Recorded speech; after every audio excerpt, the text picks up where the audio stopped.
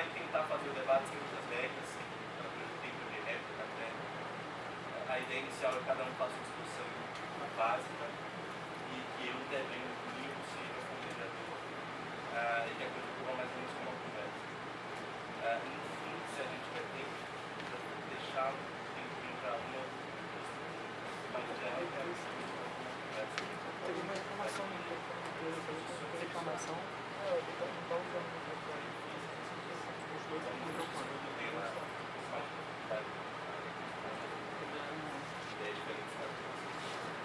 Você pode começar? Está tudo tranquilo, assim, dá para ficar?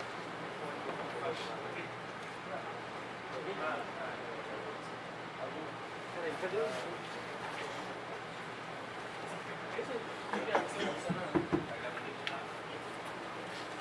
Alô, bom dia a todo mundo. Queria agradecer pela oportunidade de vir aqui. Não são muitas oportunidades assim que me aparecem, deve imaginar. Eu queria agradecer sobretudo ao Pedro, que fez o convite, aos estudantes pela liberdade em geral. Aqui é um ambiente razoavelmente novo para mim. Mas como eu estou sempre disposto a defender minhas ideias, eu topei e espero que seja uma experiência tão interessante para vocês quanto para mim está sendo pioneiro. A razão pelo qual eu mais me empolguei em vir aqui é pelo fato de que o epíteto socialista, ele é muito versátil. Você pode encaixar ele. Primeiro que as pessoas que buscam esse epíteto para si são as mais diferentes, né?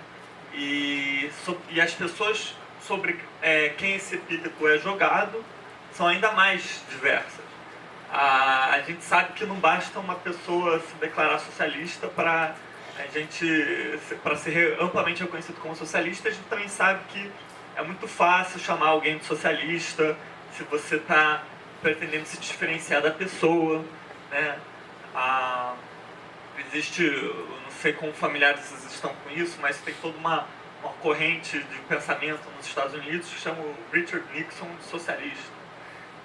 Vocês imaginam que chamar o Nixon de socialista? Socialismo em mercado.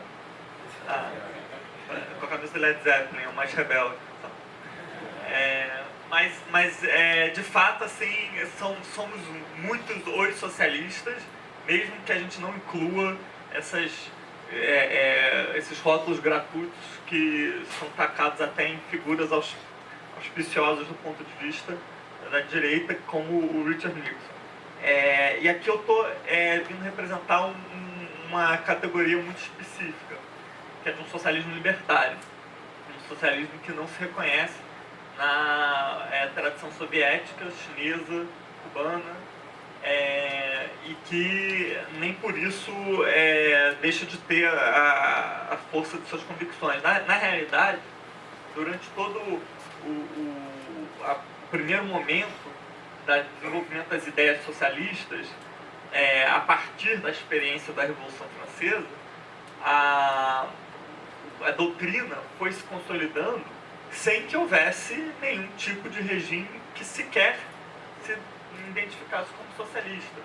Portanto, o século XX ele tem um registro muito engessado de grupos e organizações que se dizem socialistas somente porque elas estão reproduzindo os valores doutrinários e a programação que lhes foi imposta ou pelo menos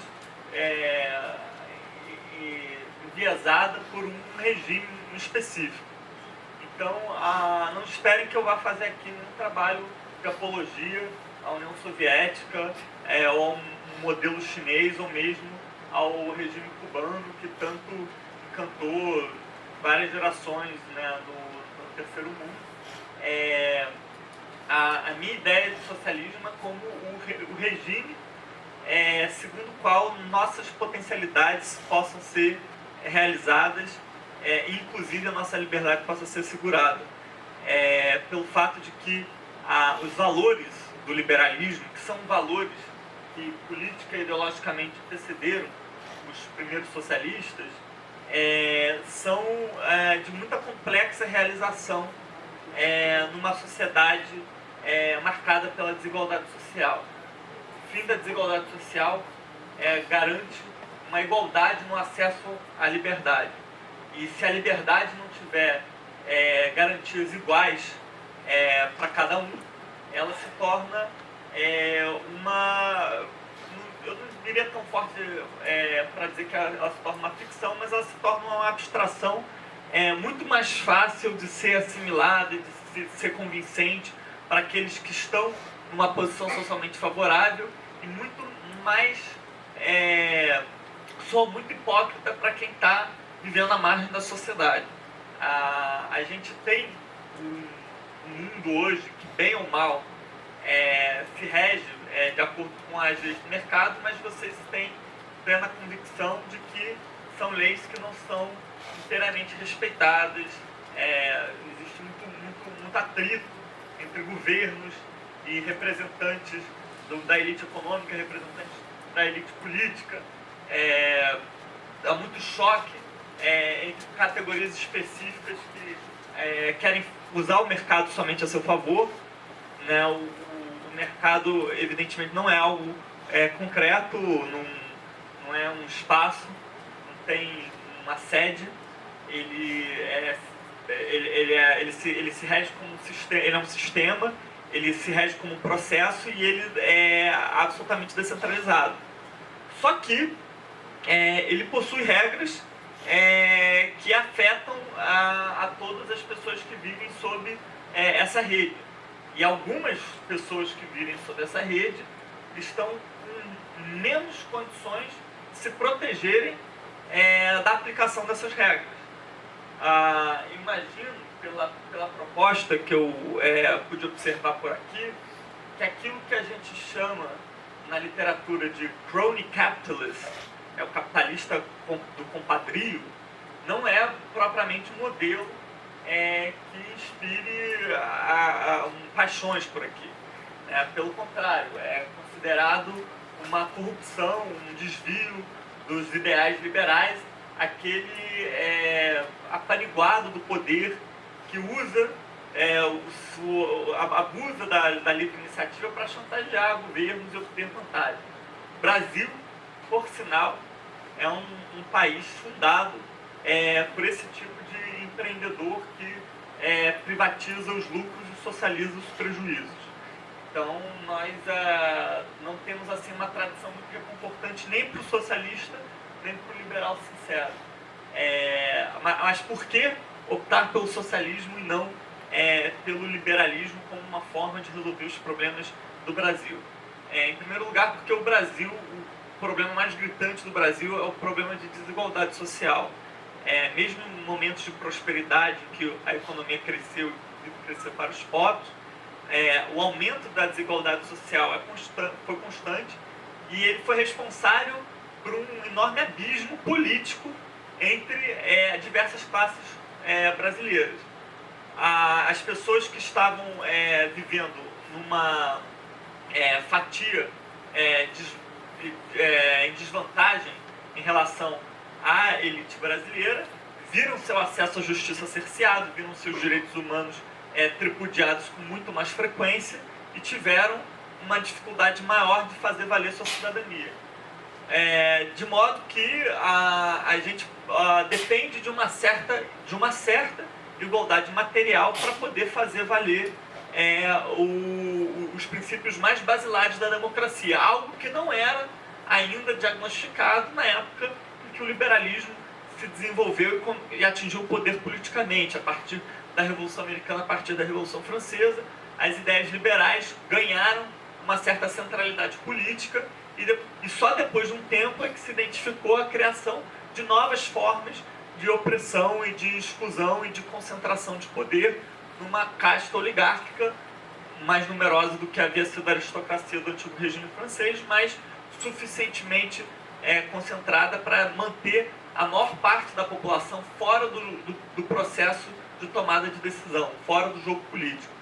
De modo que o liberalismo sincero, por assim dizer, embora, enfim, seja horrível usar expressões tão pejorativas e de conotação tão positiva, mas o liberalismo sincero, ele enfrenta desafios de origem, e alguns deles se manifestam em dificuldades que vocês teriam no dia a dia.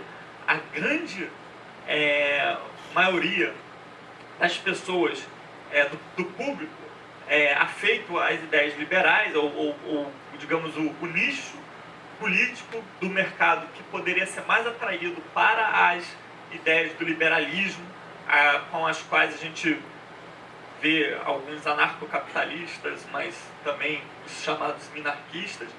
Esse nicho é muito facilmente conduzível a um oportunismo do sequestro do Estado para os seus fins pessoais.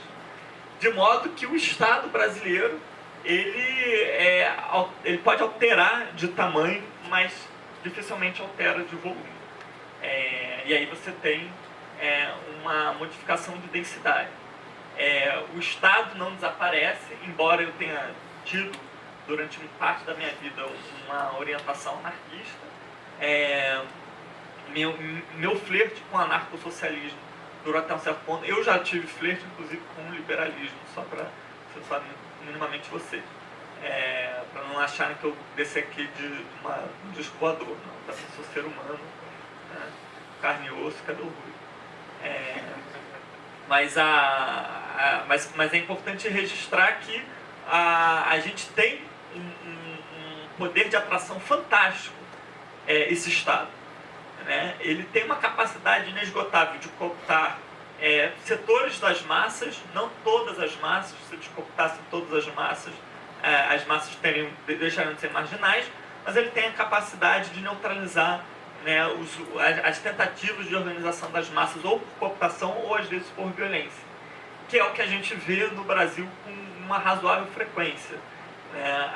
As massas do Brasil se organizam, boas ou erradas, né, dentro da liberdade, do conceito de liberdade, as pessoas terem o direito de tomar decisões erradas, mas se as massas optam por uma solução que lhes parece socialista, nem por isso elas são merecedoras do tipo de tratamento que o governo do Estado do Rio de Janeiro, por exemplo, oferece, que é um tratamento absurdamente repressor e que não só viola os direitos coletivos, mas viola os direitos individuais de setores mais empobrecidos da sociedade ou politicamente mais desamparados.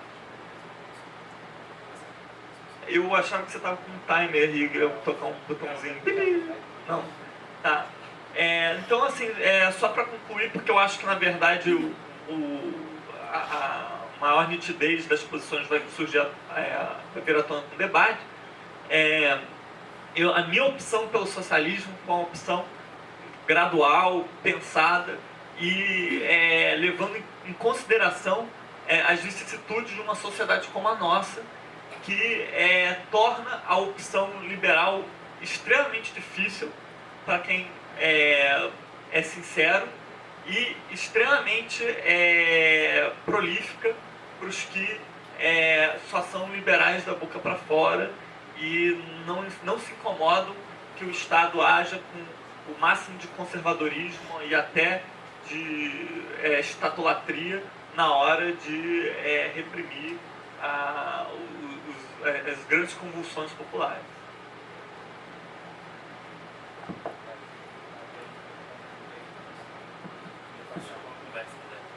Olá, bom dia a todos. Primeiro eu queria agradecer Bruno pelo convite. Esse tipo de convite é um ambiente diferente, mas eu gosto também do debate, então acho uma oportunidade fantástica que me parece faltar bastante no Brasil, esse tipo de conversa. E segundo, eu queria agradecer ao EPL pelo convite. É sempre um prazer para nós mineiros estar aqui no Rio.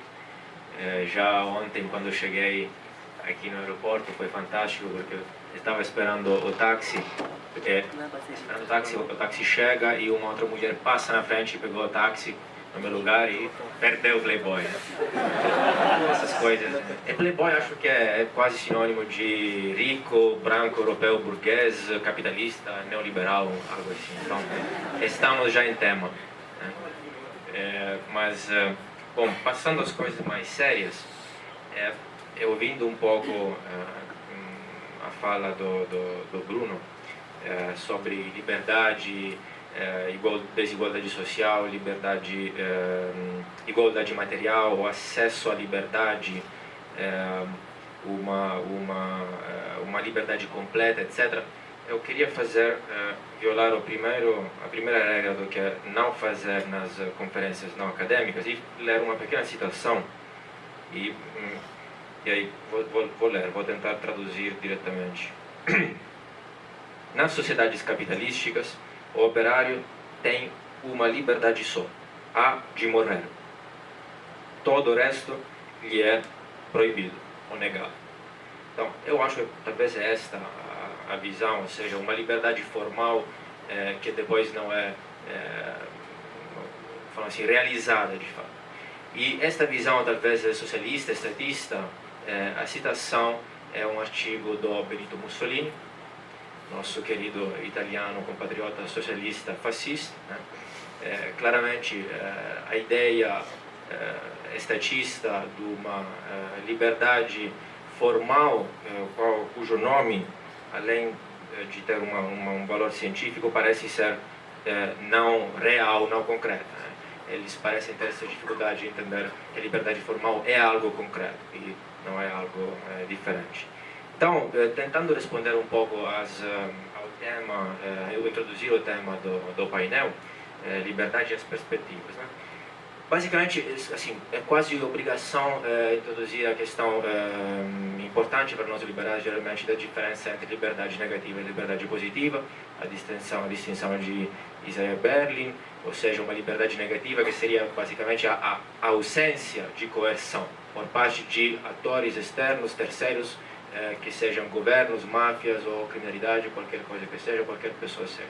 E uma liberdade positiva, que é talvez uma liberdade mais como realização completa, domínio de si mesmo, uma liberdade material, acesso a bens materiais, etc. Uma liberdade talvez que inclui também a liberdade de participação, de votar, de decidir, de escolher os decisores coletivos, etc.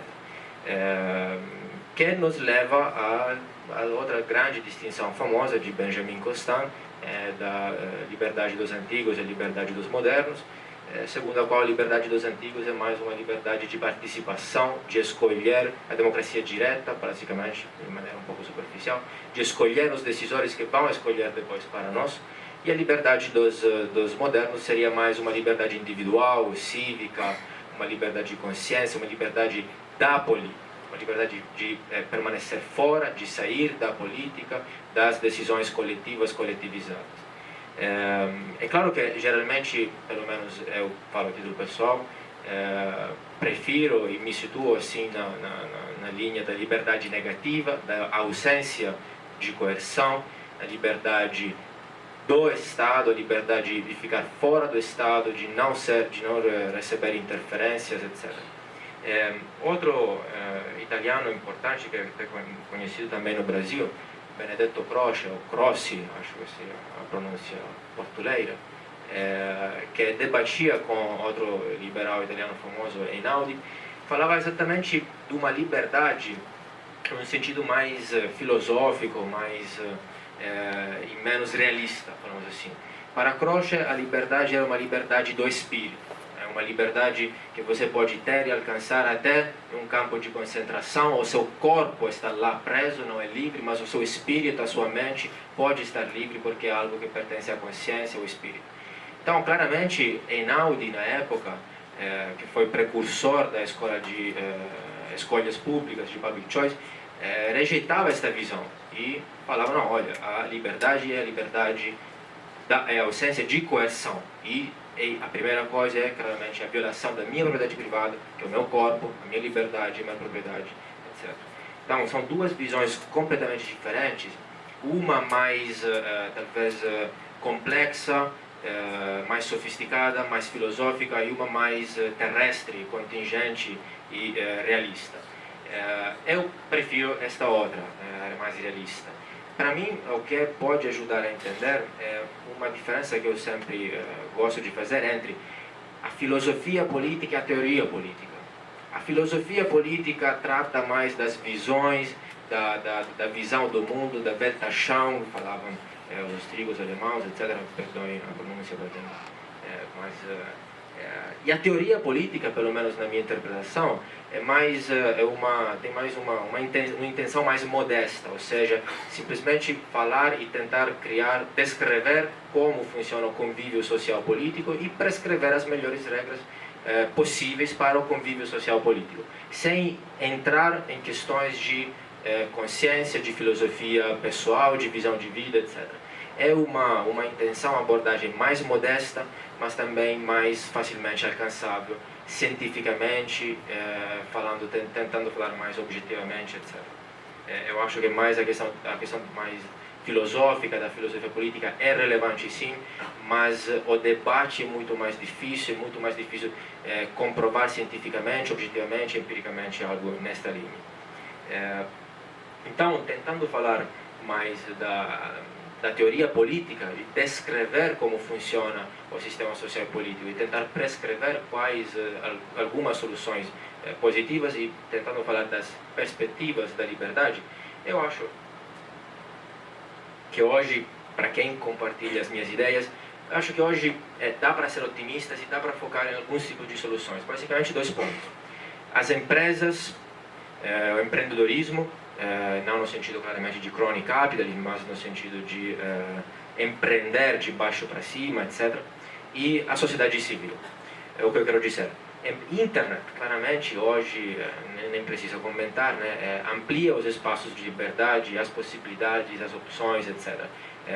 A vida virtual, tendencialmente, é mais livre ainda, não obstante o marco incivil e outras coisas similares, mas e que possibilitou outras inovações, como Bitcoin, do qual terminaram de falar agora, PayPal, Kiva, microempréstimos para lugares pobres, pessoas pobres ao redor do mundo, de maneira descentralizada, difusa, sem passar pela ajuda externa pelos estados, que além de não funcionar e não ter funcionado, provocou danos, na verdade. Charter cities, startup cities, seasteading, ou seja, inovações, tecnologia, soluções voluntárias, de baixo para cima, bottom-up, e com conhecimento difuso, modelos diferentes em competição entre elas. Eu vejo, assim, eu sou muito otimista quando vejo esse tipo de solução.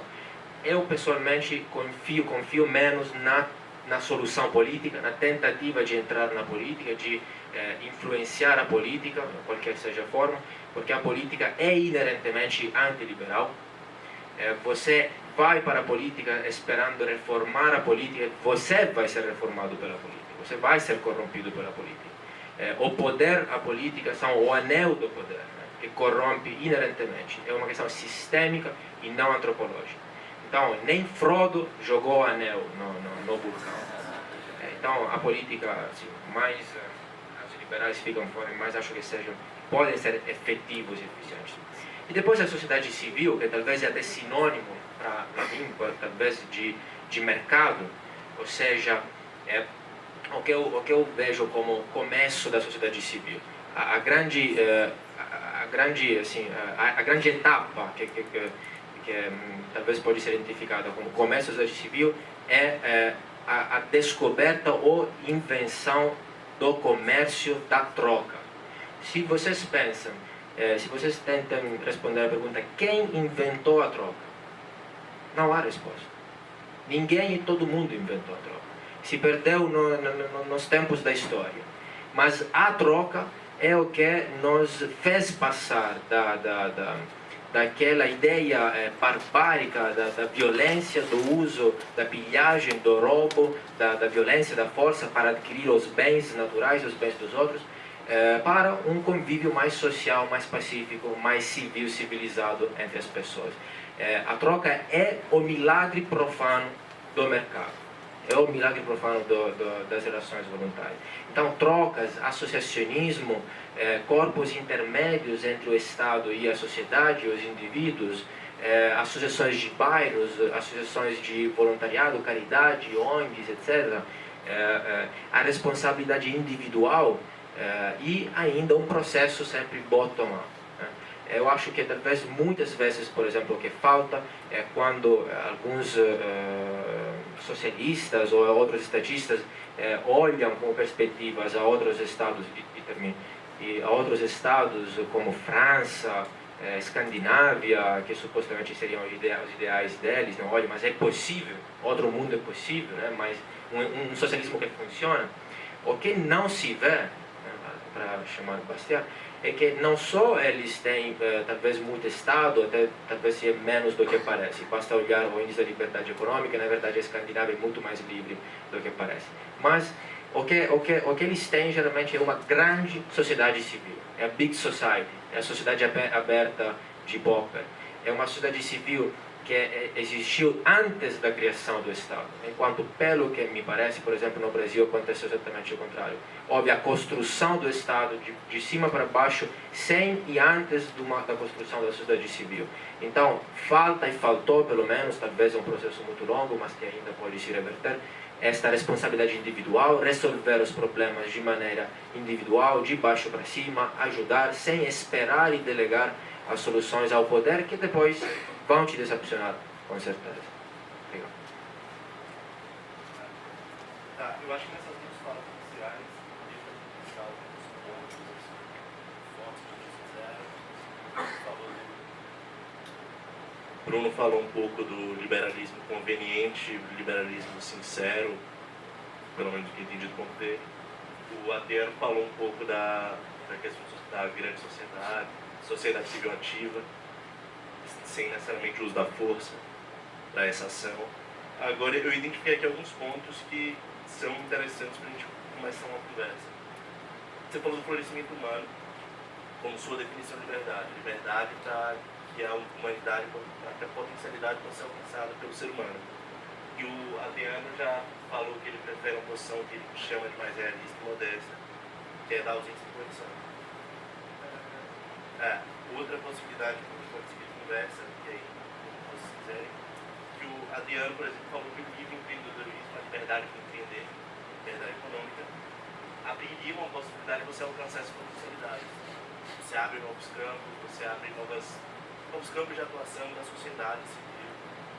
E eu imagino que você discorda de que a liberdade de empreender, a liberdade econômica, abre essa potencialidade. E a terceira é uma coisa que eu vejo muito, que é a definição da liberdade econômica como o aumento da liberdade econômica como o aumento do espaço para violência na sociedade. Se define muito. Então, são 3 pontos assim, bem amplos que a gente pode seguir de conversa e tentar transformar isso mais num diálogo. Assim. Bom, só para não parecer que não houve convergência, né, a gente deu muito valor à noção da sociedade civil. Embora as nossas definições de sociedade civil difiram, está muito claro que não há liberdade possível nem para o meu modo de socialismo quanto para o modo de liberalismo do Adriano, sem uma sociedade civil forte.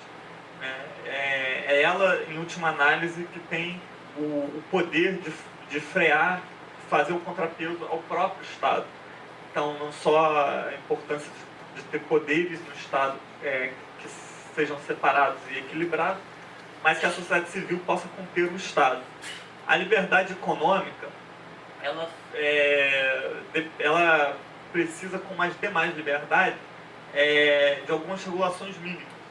Agora, ela tá longe de ser, por mais que a gente sofra, sinta, fale-se sempre no Brasil como um país burocrático, onde tudo demora para ser feito, onde para conseguir uma patente leva sei lá quantos anos, há um cerceamento de liberdades muito pior para quem está vivendo, de novo, nas castas mais baixas.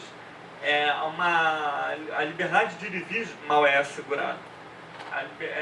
digamos, a liberdade de ir à praia até o primeiro governo do Brizola era em tese, os favelados e os moradores do subúrbio eram livres para ir à praia, só não havia linhas de ônibus que fossem até a praia. E que, por uma decisão do governo Brizola, elas foram criadas e, inclusive, geraram muita polêmica na época, porque se dizia que ele estava encorajando a invasão dos farofeiros nas praias da Zona Sul.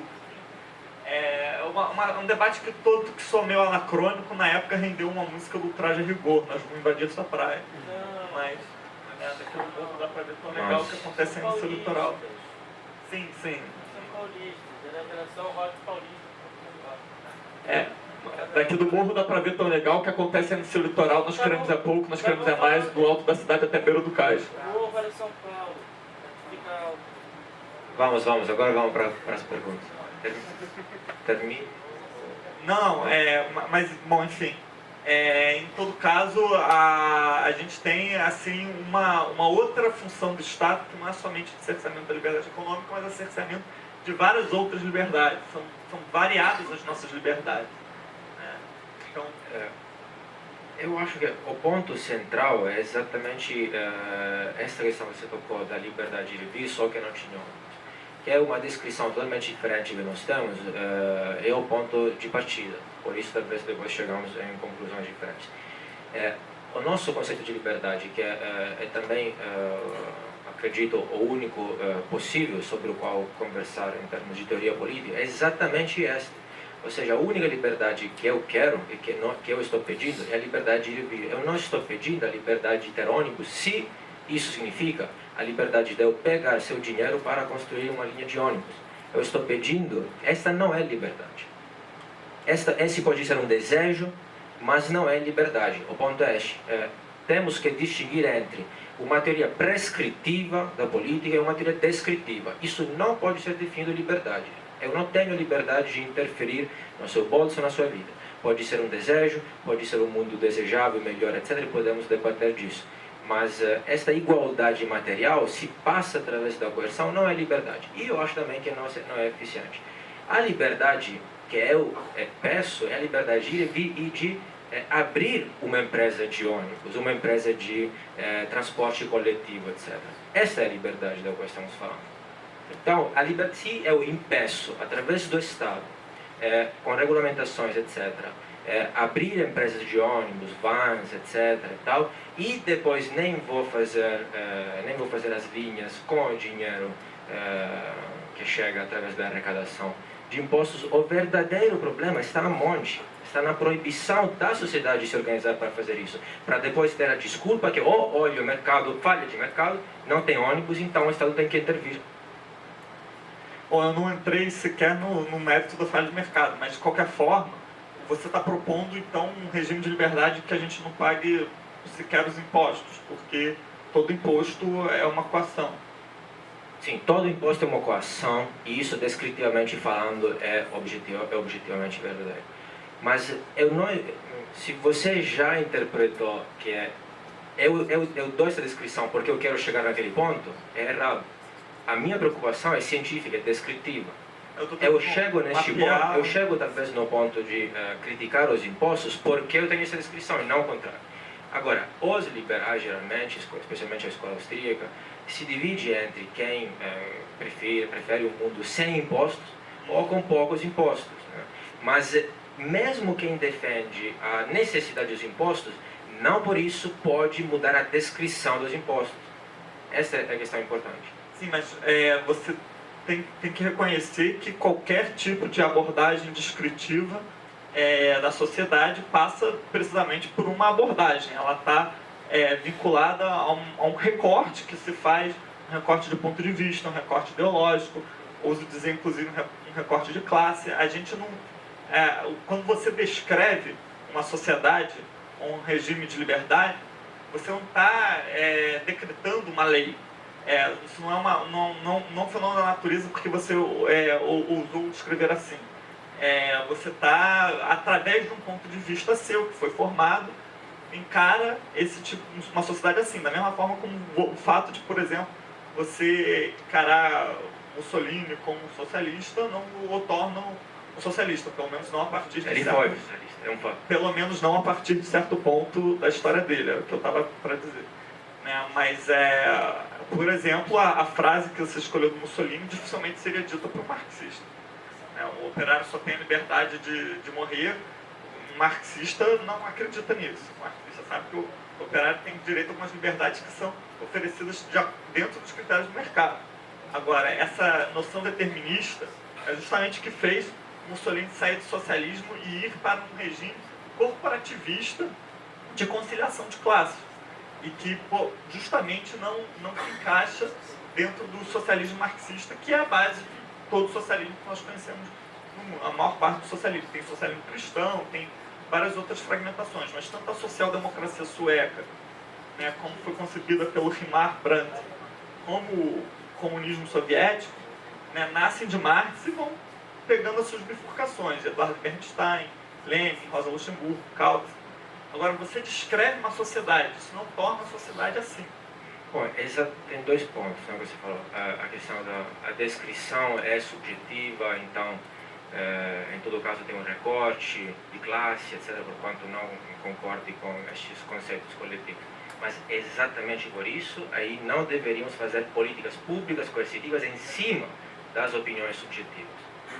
Sim, mas toda a política pública é o resultado minimamente de opiniões subjetivas. Não, a política é um processo de cima para baixo, coercitivo, planejado, artificial.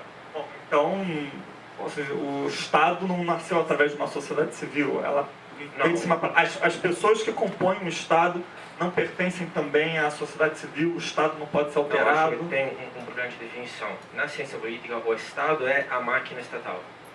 O Estado são eles. As pessoas obedecem ao Estado. Eu não estou compondo ao Estado, eu não sou parte do Estado. Eu sou súdito do Estado. Tem o Estado, tem os governantes, tem os decisores e tem quem obedece. Do modo como você fala, o Estado parece um deus ex-machina que brotou e se impôs a gente. Quando... Se impôs, sim, mas não é um deus ex-machina. É uma organização privada que persegue fins privados de pessoas privadas. O Estado, assim como você descreveu no começo o mercado não é um lugar, não é um fato, não é um fenômeno, é um processo abstrato, etc. O mercado é a simples interação entre os indivíduos. O Estado é a interação entre alguns indivíduos que tomam posse do poder, o monopolizam, se autolegitimam e decidem para outros. O Estado surgiu assim. A teoria da razão de Estado mostra isso. Botero, Baudin, Maquiavelli, etc. A justificativa do Estado como necessidade do monopólio público e a coincidência entre Estado e sociedade é totalmente sucessiva. É verdade que nós hoje pensamos... Desculpa, totalmente o que? Sucessivo. Quando nós hoje falamos de Estado, pensamos o Estado brasileiro, né? Os brasileiros, etc. Um conceito que inclui território, cultura, etc. Então, a diferença entre sociedade, nação e Estado. O Estado é a máquina estatal. O Estado é o castelo da Idade Média, assim como a imagem. Eu não faço parte do Estado, eu pago o Estado, sem querer. Eu estou mantendo.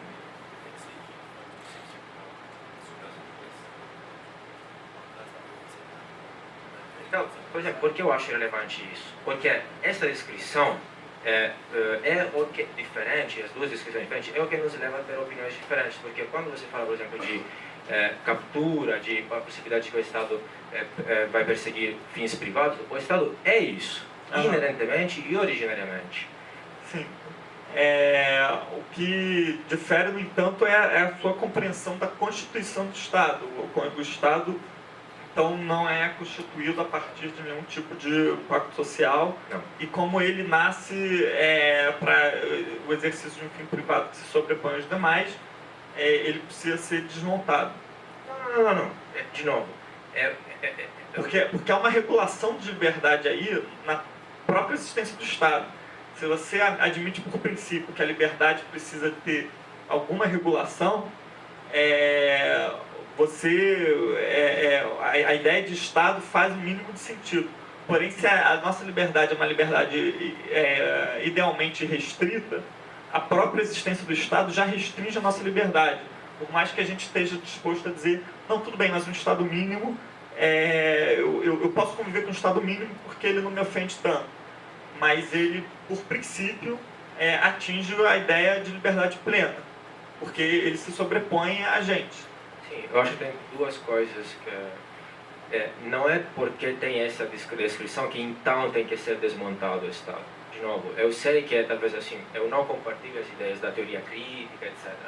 A descrição científica não começa com a intenção de mudar o mundo, de levantar um certo propósito ou uma missão, etc. Parte da intenção meramente científica de tentar descrever da melhor forma possível, que é imperfeita, pode ser subjetiva, mas é um debate mais descritivo em si. Sim. Então, no meu descrever isso, não tenho a intenção de, por isso, tem que ser desmontado ou não.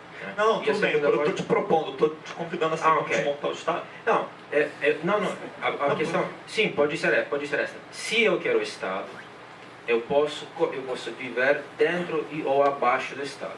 Mas se eu não quero desmontar o Estado como instituição, eu não tenho o direito de impor o Estado a outros. Se alguém quer desmontar o Estado, teoricamente, praticamente, viver fora disso, questionar, etc., ele tem o direito de fazer isso. Então, o problema é a questão da solução one size fits all.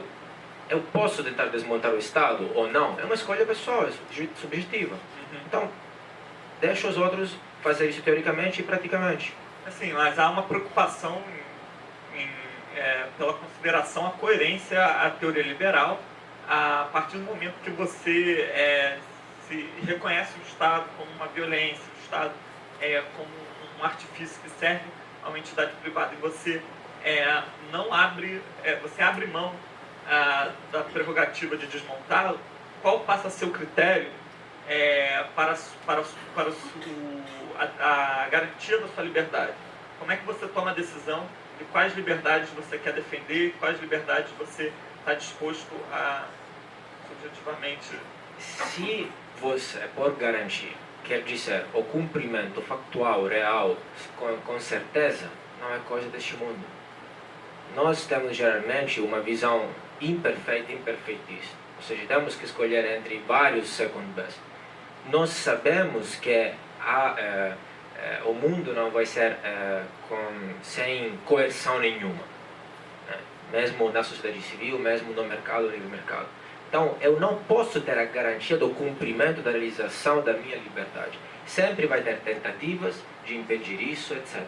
O ponto é entregar o poder de limitar, violar a minha liberdade para um ente monopolista, além do qual eu não posso apelar a nada, ou ter isso de forma espontânea, difusa, etc. Então, não estou defendendo que vai ser garantido algum tipo de liberdade, sociedade perfeita, etc. O ponto é, a simples ausência de coerção não pode ser violada por um suposto pacto social que nunca me chamaram, nunca me perguntaram, nunca assinei nada. O contrato social é uma construção bonita, interessante, como experimento mental, mas historicamente, originariamente, a descrição é outra. Você se opõe você vota? Só não, você está dizendo, você não vota. E no Brasil nem posso. Bom, nem querendo. São as opções mais Mas não votava, e não votaria.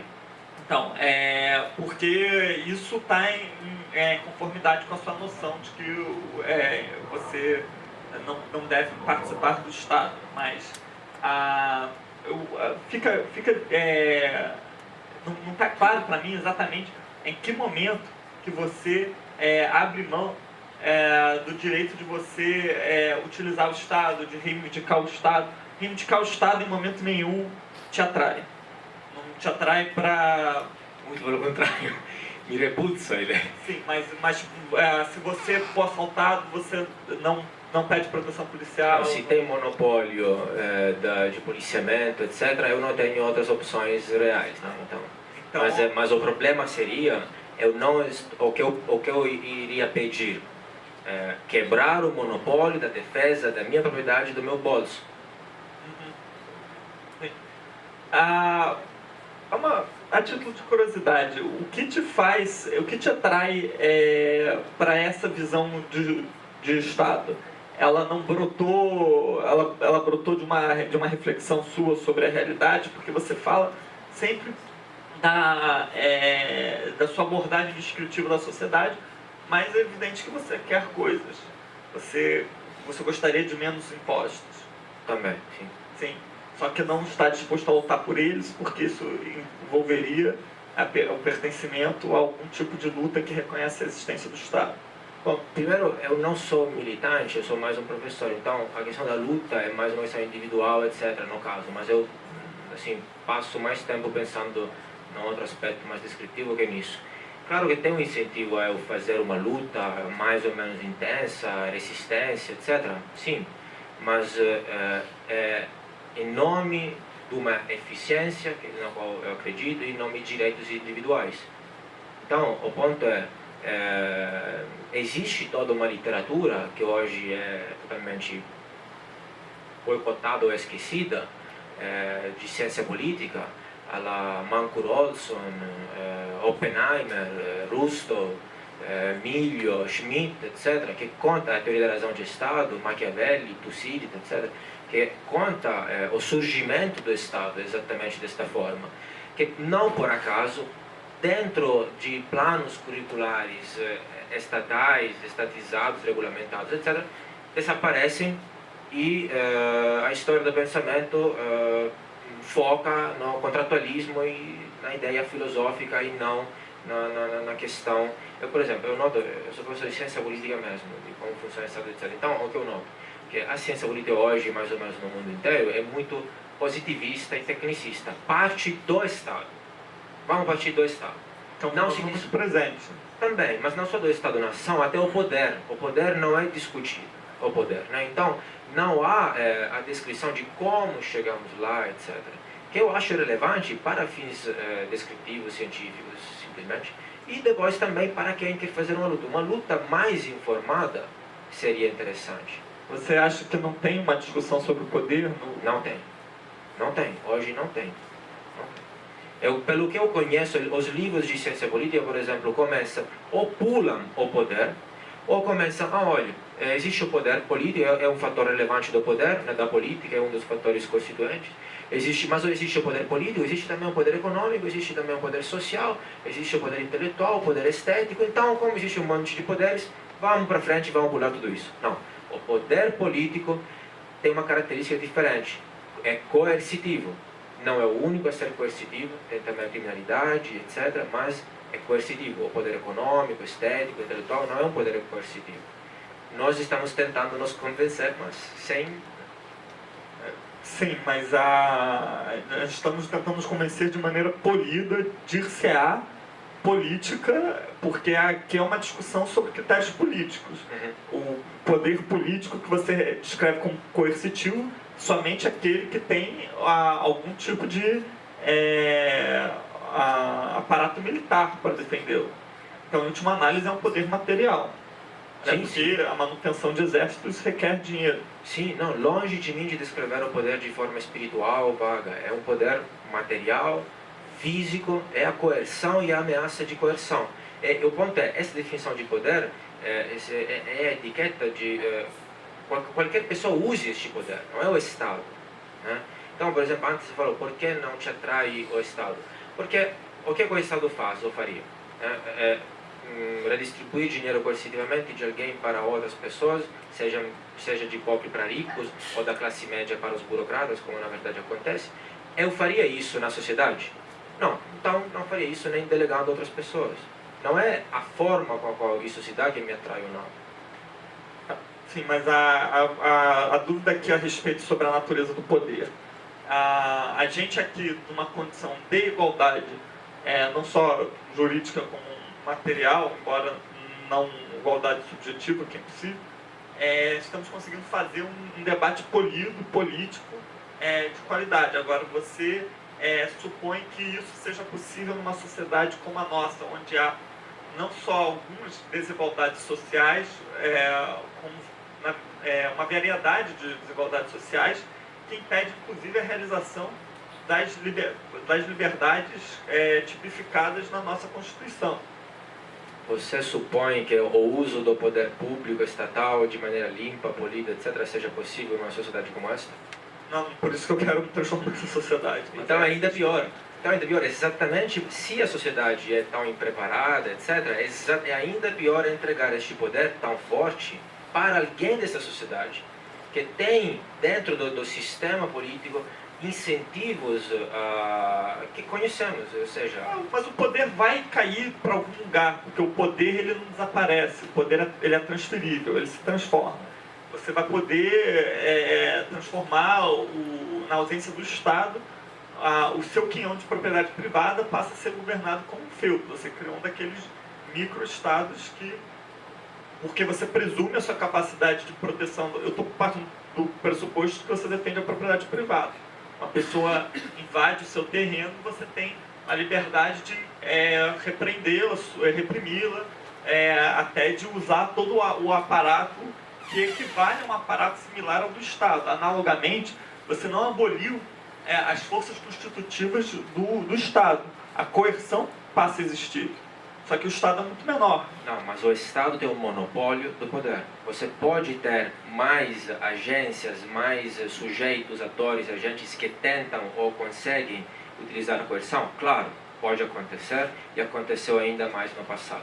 Acredito que parte da evolução também passa do uso bárbaro da coerção como único mindset possível na cabeça das pessoas para a troca e as relações sociais. Mas não preocupe, porque o feudalismo foi resolvido pelo mercado. As pessoas foram embora dos campos para os burgos, onde nasceu o burguês, que tanto odiado depois vira quase xingamento. Depois do feudalismo, houve os burgos, os burgueses e a Revolução Industrial. E a criação do Estado-nação como nós o conhecemos. Que é através da outra variável coercitiva. Mas ele surge como uma sofisticação, num momento de sofisticação do capitalismo. Ele surge por conta do declínio do feudalismo. O Estado-nação, Westphalia, etc. O ponto, até antes, quando você falou do crony capitalismo, exatamente, nós somos muito contra isso. Assim, se há, teoricamente, e se houve, historicamente, uma ação em conjunto do capital, dos capitalistas e das autoridades políticas, militares, etc., o ponto é que esta teoria descritiva da política pode até ser verdadeira e historicamente, mas o problema é exatamente juntar o poder econômico com a política. Então, vamos fazer assim, vamos fazer um experimento mental. Imagine você viver em um mundo sem este crony capitalismo, né? Então, você tem só a política sem que seja corrompida, pressionada pelo mercado, pelos capitalistas, etc. Você ainda assim tem coerção, ainda assim tem incentivos a comportamentos ineficientes para a sociedade, ainda assim tem interesses privados no Estado, etc.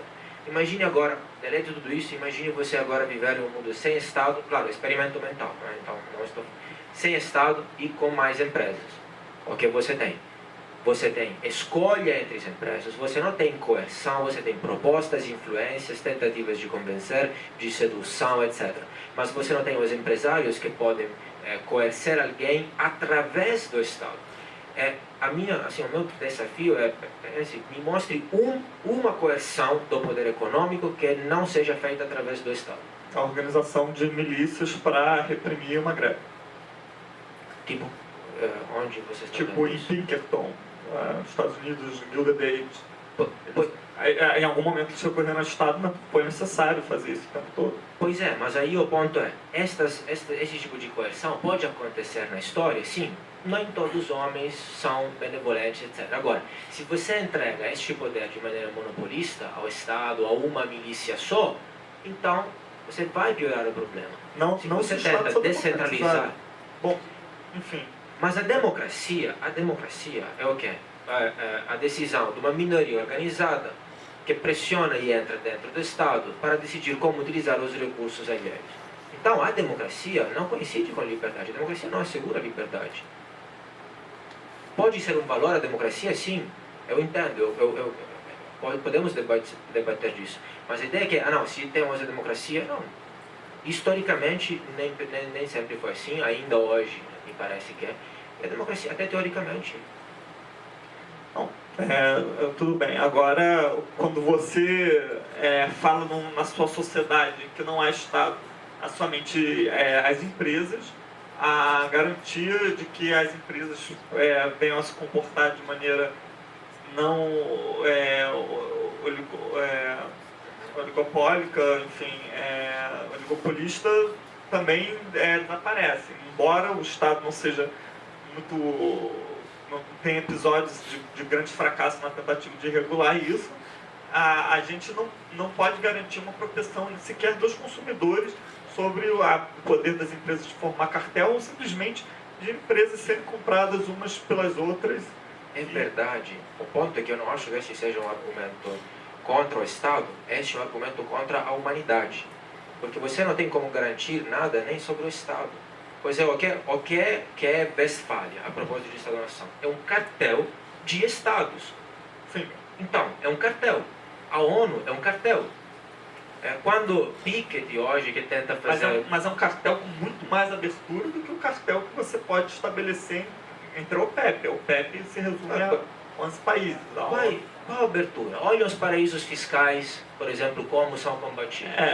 Olha as empresas internacionais como são combatidas. Olha as agências de rating como são combatidas. Querendo regulamentá-las sempre mais e querendo criar até agências de rating estatais em competição para fins... Na verdade, não há abertura. Exatamente por quê?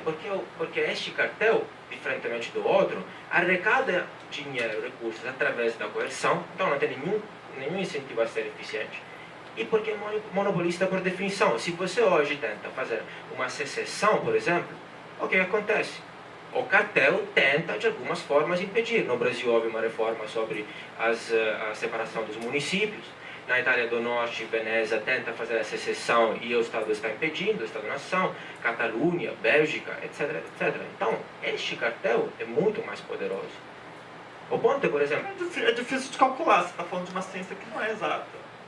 Não, mas aí exatamente por isso deveria deixar a liberdade de escolher entre, olha, eu gosto deste cartel político ou eu prefiro o cartel econômico. Todos os cartéis na economia são e foram instáveis. Sim, mas eles tiveram uma vida útil que serviu a atender aquelas conveniências. Isso daí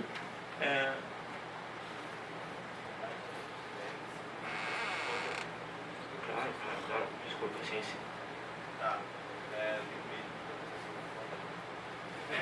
Com calma, educação. Tá. Quem quer fazer isso? Tá. Eu quero ouvir o Uriel. Porque eu acho que é uma perspectiva Socialista libertário? o socialista. Pois é isso que eu gosto. Isso eu gosto. Ele tá aqui no meio dos dois. Eu acho que ele pode... A la Benjamin Tucker, isso? Pois é exatamente o que eu queria falar. Tá. Você quer falar? Não, ninguém vai escutar. Vai sair na gravação. Se você for uma pergunta, pode falar. Levanta aí. Melhorou? Tá. Vocês falaram sobre vários assuntos aí. Nossa, gente. Ok.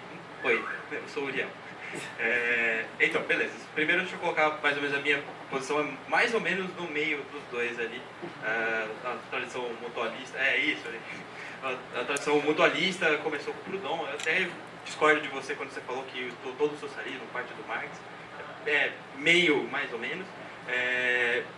Também passando bastante pela tradição do anarquismo individualista do Benjamin Tucker, que ele mencionou. Então a ideia é mais ou menos assim, a minha ideia é que o capitalismo não existe sem o Estado. Então quem quiser saber mais sobre isso, procure Kevin Carson, ok? Mas a minha pergunta, que eu acho que é mais contundente, ele falou do poder econômico criando cartéis e tudo mais, e aí você falou que os cartéis são instáveis, e ele falou que os cartéis duraram o tempo suficiente para conseguir o que eles queriam. Na história, por exemplo, no final do século XIX nos Estados Unidos, houve um movimento de trustes entre as companhias de ferroviárias, né, de linhas férreas, e até que elas viram que não funcionava se elas se comprassem, se elas arrumassem, porque sempre surgia alguém que queria sair do cartel, que ia cobrar mais barato, guerra de taxa. Até que eles descobriram uma grande maneira, que foi inventar o Estado regulamentador. Eles compraram o Estado. A cooptação foi... os capitalistas cooptaram o Estado. Adquiriram o Estado. Então, minha pergunta seria mais ou menos assim: como você propõe que o Estado... Eu esqueci o seu nome agora, Bruno. Como você propõe que o Estado tente desmontar esse poder econômico? E, por outro lado, como o Adriano propõe que num ambiente com Estado mínimo ou sem Estado, que isso não ocorra, que não ocorra o reestabelecimento de um Estado, que é o grande problema da anarquia, é justamente esse. Como é que você impede que o Estado surja através do poder econômico? Tá, então essas são duas perguntas. Bom, acho que o Uriel nos bombardeou com um pouco de abordagem prescritiva, um debate que estava se encaminhando para o lado descritivo, né? Mas, se você me permite, a realidade vai ditar a melhor forma de se fazer as coisas. Sobretudo, para quem é socialista e sabe que isso também é uma pecha e carrega muitas expressões, muitas conotações, se fixar numa estratégia só é justamente abrir mão da capacidade criativa do ser humano, da capacidade empreendedora do ser humano em buscar soluções. Eu não sou, de modo algum, o maior estrategista do socialismo, nem do meu partido, nem do meu núcleo. E essas coisas vão ter que ser discutidas ampla e democraticamente, né? Estou até muito contente com a sua pergunta, porque foi um desafio que eu não esperava. Eu achava que ela... se alguém fosse dizer, ou talvez o Adriano fosse tentar levantar assim para ver se... enfim, queria que eu... ainda bem que o Adriano não é um boçal. Eu já discuti com boçais na minha vida, o tempo todo tentando dizer stalinista, né? Essas coisas. Mas eu só tentei me manter. Não. Eu sou italiano, eu fingi ser mineiro. Isso é convincente, o sotaque mineiro é impecável. Uai. Mas a realidade é que, assim, se eu dissesse que eu tenho a fórmula, eu ia cair no erro crasso de todos os socialistas que imaginaram ser capazes de antecipar as suas tarefas vindouras, né? Na verdade, já está difícil o suficiente lidar com as tarefas concretas, né, de fazer esse debate de sociedade. Como disse o Adriano, é difícil até a gente conseguir trazer esse debate, né, para um espaço assim. Ultimamente eu tenho me preocupado com isso, assim. Mas eu acredito que através da ampliação do debate, né, a ideia de que os mecanismos de coação sejam os mais inteiramente, os mais absolutamente distribuídos, a gente venha com a melhor solução. Então, eu também acredito até certo ponto em que o poder, quanto mais difuso, traz uma solução mais justa, pelo menos mais respeitosa das partes envolvidas, do interesse envolvido.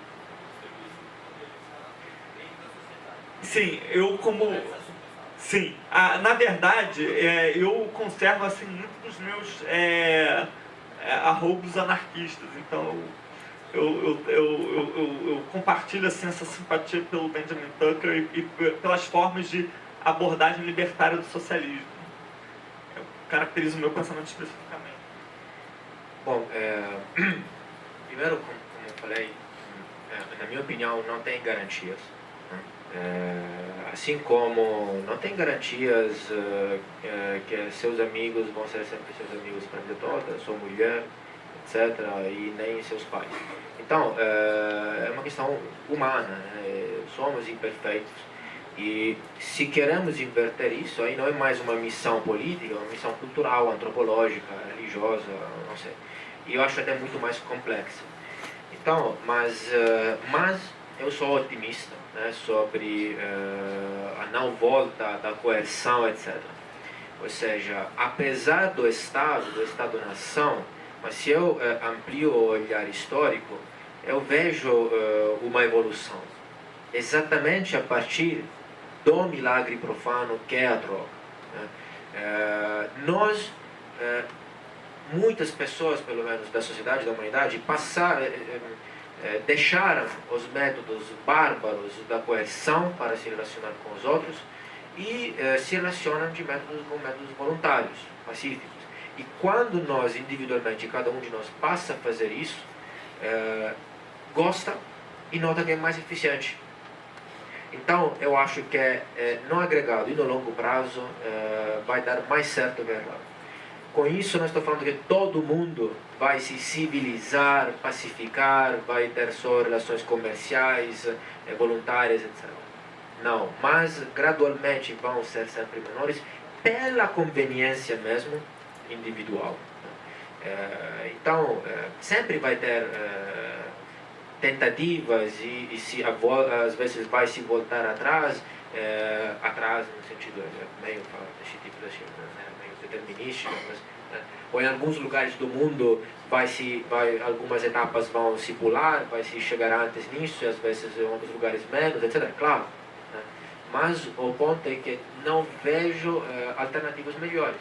Então, como eu sou menos filósofo e mais cientista político, a minha preocupação não é em criar o mundo sem Estado, com Estado mínimo, e entrar naquele debate. Que eu tenho uma opinião sobre aquilo, mas sinceramente me interessa pouco. A minha preocupação é, visto o aqui e agora, o que podemos fazer para aumentar os espaços de liberdade.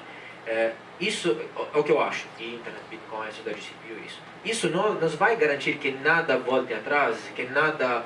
Não, olha o Bitcoin, exatamente o que acontece. O Estado vai tentar, mas aí não vale a pena por isso? Eu acho que vale a pena sempre mais, né?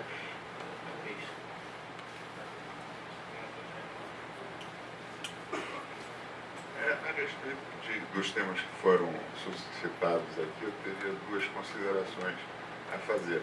A primeira é sobre essa questão do Estado ser uma formação da sociedade. É uma coisa a se lembrar, né? É que quando Hobbes escreveu Leviatã, já existia Portugal, já existia a Espanha, já existia a França. Me parece que é a obra, é a grande obra legitimadora da existência do Estado. Ela não é uma obra que vai formar o Estado em si. E a outra consideração que eu acho é que quando vocês estão falando em direito, eu acho que o significado de direito para um esquerdista e para um liberal são duas coisas absolutamente opostas, né? Me parece que para o liberal o direito nada mais é do que uma liberdade. Eu tenho direito à habitação, ou seja, eu tenho a liberdade de ter uma habitação. E no caso de um esquerdista, direito é o que o Estado te dá. Né? Eu tenho direito à habitação, o Estado tem que me dar habitação. Eu tenho direito à propriedade, o Estado tem que me dar propriedade. Ou então o Estado que tem que me dar a possibilidade de obter essas coisas. Aqui eu tenho direito, e no caso do liberalismo, proteger a tua liberdade de possuir esses bens ou esses benefícios. André Vitor? Bom, André, para começar com sua primeira consideração, a grande obra de legitimação do Estado era a religião. O Hobbes, ele vai escrever o Leviatã numa época em que o Estado já está amplamente legitimado por Deus. E há milênios, inclusive, há séculos. Então,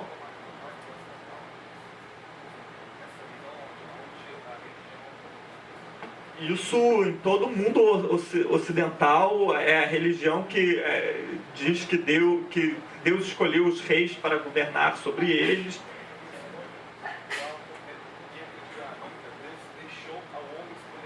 Era um Estado teocrático.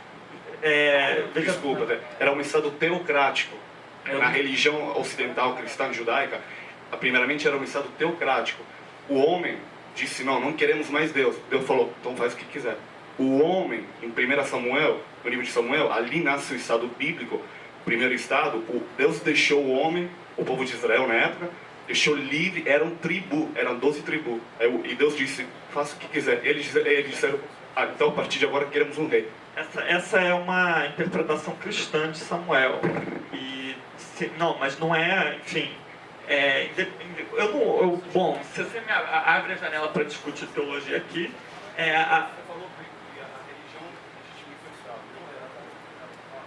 era o que legitimava o Estado. Pode não ser a sua religião, pode ser a sua forma de praticar essa religião. Tá, tudo bem. Então, a interpretação religiosa cristã que existia no Ocidente na época já legitimava o Estado suficiente. A prova disso é que não havia rebeliões contra o Estado. Então, assim, o Hobbes ele vem justamente desafiar a preponderância que a religião ou a interpretação da religião tinha naquelas sociedades. Toda a filosofia política antes de Hobbes era uma filosofia política transcendental que brotava da noção, aí, se você me permite, romano-cristã, de que as coisas terrenas são decretadas por Deus. Então, não vejo a obra de Hobbes assim. Dificilmente o próprio Hobbes viria, mas também eu acho que não é assim tão mais importante agora, porque o contratualismo se desenvolveu de maneiras que o próprio Hobbes não esperava. Como só é acontecer com qualquer obra. Hoje nós temos a referência nele como pioneiro de uma tese muito mais convincente para a origem do Estado do que era a tese da interpretação religiosa, mas ela está constantemente sendo aperfeiçoada, sendo refinada e, inclusive, sendo, como propõe o Adriano, sendo superada. Mas eu acho assim que é um pouco anacrônico a gente colocar a obra do Hobbes nesse sentido, numa época em que a obra foi muito mal recebida pelas pessoas que cumpriram a função de legitimar o Estado até então. Hoje o Estado está sendo legitimado de outras formas, inclusive com um discurso da segurança pública, que é o grande passaporte para todas as brutalidades que o Estado do Rio de Janeiro, por exemplo, comete hoje. Acho que a gente tem que tomar cuidado para não misturar o Hobbes com a forma que ele foi apropriado, até porque o importante aqui não é somente o Hobbes, mas a sociedade. E a segunda consideração que você fez foi de uma distinção entre a noção de esquerda e de direita e a noção da direita. A noção da esquerda, pelo que você mesmo colocou, na verdade não é bem o Estado tem que oferecer, mas tem que ser materializado. Porque um direito que não é materializado é uma ficção. E Isso é um sob esse desejo. ponto de vista... Oi? Desejo, não é um direito. Bom, então o direito, tudo bem, só que então o direito não existe, porque se eu tenho a liberdade de ter uma casa, mas eu não tenho uma casa, um direito não tem qualquer valor. E pelo menos materialmente ele não tem valor. Ou ele tem valor, de novo, naquilo que é muito bonito, da gente ver, discutir, conversar.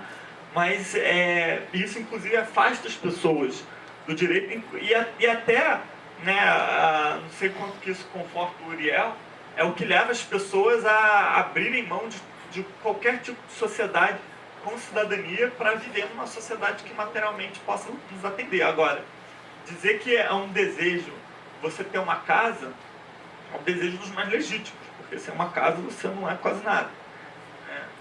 Então, assim, respondendo à indagação do André Vitor, se você for colocar, também não é preciso, eu não estou dizendo assim que você agora é o meu guru, assim, eu vou basear assim na sua distinção.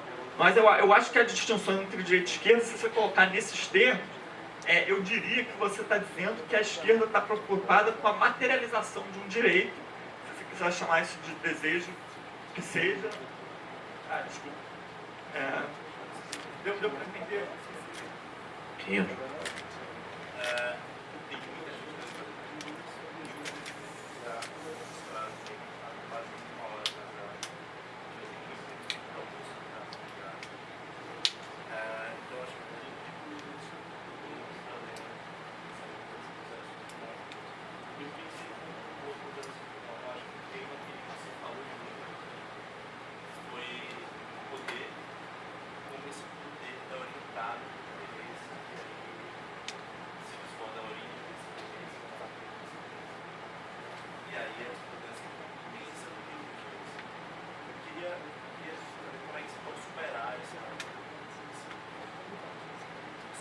formação.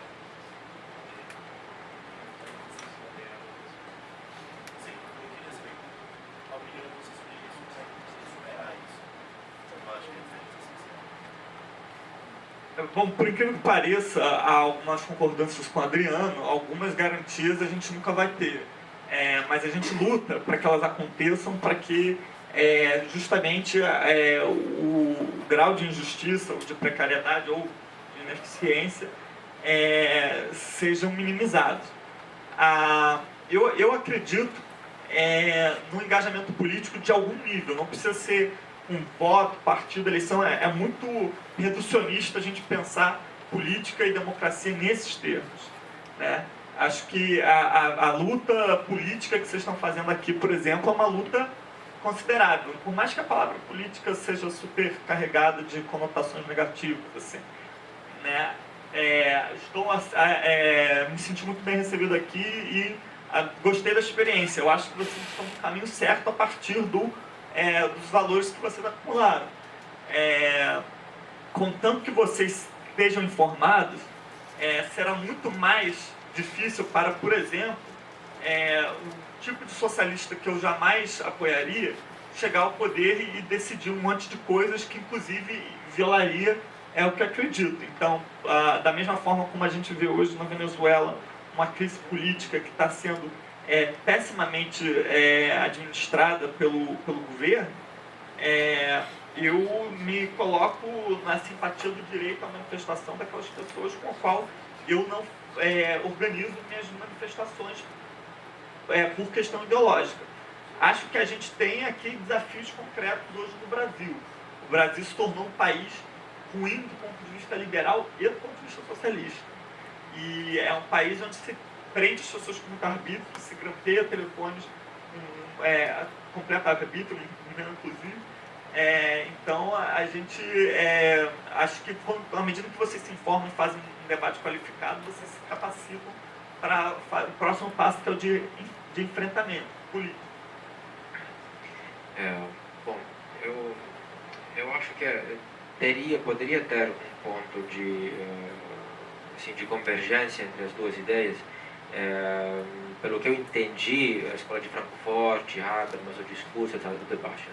Exato. Então, eu acho que tem uma primeira grande diferença que se refere à questão, ao ponto de partida, que se não é resolvida, entre aspas, nos leva a conclusões sempre diferentes. A questão da luta, etc., nós não estamos preocupados tanto assim com isso, pelo menos eu. Ou seja, tem uma questão, a minha luta, entre aspas, se pode ser chamada de luta, é uma luta para dar um nome às coisas, e não para mudar as coisas. Ou seja, isso se chama coerção, vamos debater disso. Que a coerção deveria ser eliminada ou não, ou centralizada ou não, é outro debate político, militante, etc., não é o meu. Então, de fato, como evitar isso, etc., eu sei menos, e porque tenho esta visão mais pessimista, cética, etc., do poder. Eu acho que eu tentaria, mesmo assim, mas a tentativa, o caminho é fora do poder, contornando o poder com outros meios, criando outros entes, esferas, espaços alternativos ao poder.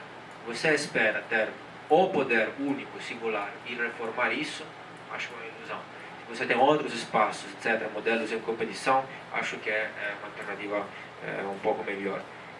A questão essa questão do debate, mas o problema mas não, eles chegam lá e fazem o que querem, temos que democratizar, etc. O problema de tudo isso é o termo singular, é falar o debate. É a falácia coletiva que a escola de Frankfurt tem, que é falar o debate, como se tivesse que ter um debate único para todo mundo. Então, depois do que se decide para todo mundo. É este o erro. Por que não os debates? Por que não vários modelos competitivos? E se vários grupos escolhem democraticamente, mas com vários grupos democráticos coisas diferentes, então talvez eles tenham o direito de fazer isso e sair de um grupo para outro. Então, eu acho que a grande falácia que está na raiz é esta falácia coletiva, que não descritivamente é uma falácia e não leva a nada de bom, me parece.